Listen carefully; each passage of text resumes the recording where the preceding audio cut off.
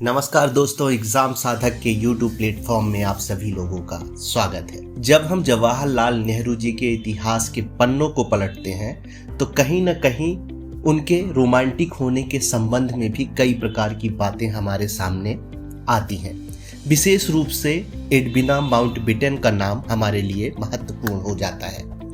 आज हम Edwina Mountbatten और जवाहरलाल नेहरू जी के बीच में क्या संबंध है, कैसे संबंध थे, क्या सच में ये एक दूसरे को प्यार करते थे या नहीं करते थे, कुछ इतिहास के तथ्यों को आपके सामने इसके संबंध में रखने वाला हूँ। फैसला आपको करना है कि ये बातें कितनी सही हैं और कितनी गलत है। नेहरू और एडविना की बढ़ती नजदीकियों से हर कोई वाकिफ है। बात है 1946 की। माउंटबेटन दंपति के भारत में कदम रखते ही सबसे पहले नेहरू ने उनसे मुलाकात की थी। माउंटबेटन के बारे में उन सभी लोगों को पता होगा जिन्होंने भारत के आधुनिक इतिहास के पन्नों को पलटा होगा। माउंटबेटन के भारत पहुंचने के 10 दिनों के अंदर ही नेहरू और एडविना की नजदीकियों को नोटिस किए जाने लगा था।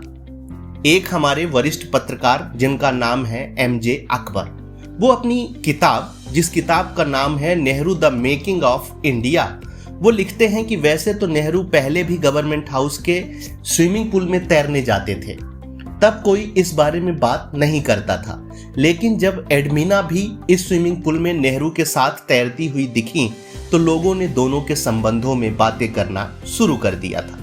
यह सच था कि एडविना और लॉर्ड माउंटबेटन दोनों ही लव मैरिज हुई थी, लेकिन दोनों के बीच में लव खत्म हो चुका था क्योंकि शादी के बाद एडविना के कई सारे हाई प्रोफाइल बॉयफ्रेंड बने थे।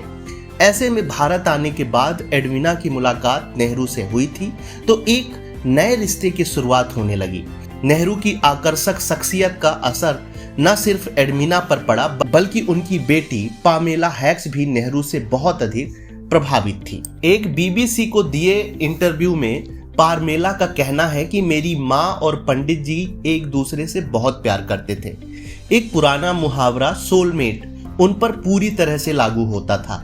मेरे पिता और मेरी माँ बहुत लंबे समय तक शादी के संबंध में बंधे रहे। इसके बावजूद मेरी माँ अकेलेपन की शिकार थी। तभी उनकी मुलाकात पंडित जी से हुई, जो बहुत ही संवेदनशील, आकर्षक और बेहद मनमोहक थे। शायद यही वजह थी कि मेरी माँ उनके प्यार में डूब गई थी। Nehru the making of India के मुताबिक 1949 से 1952 के बीच सर होमी मोदी उत्तर प्रदेश के राज्यपाल हुआ करते थे। नेहरू छुट्टियां बिताने नैनीताल आए हुए थे और राज्यपाल मोदी के साथ ठहरे थे।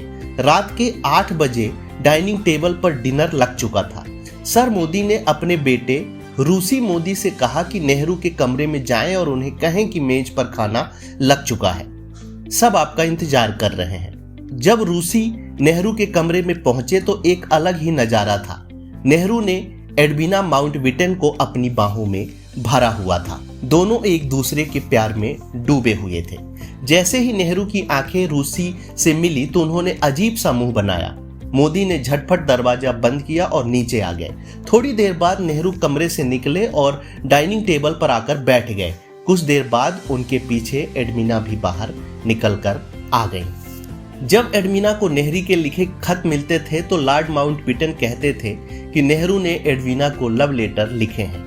कहते हैं कि इश्क और मुस्क छिपाए नहीं छिपता, इसलिए नेहरू के ना चाहते हुए भी उनके और एडविना के प्यार के चर्चे भारत से लेकर इंग्लैंड तक आम हो गए थे।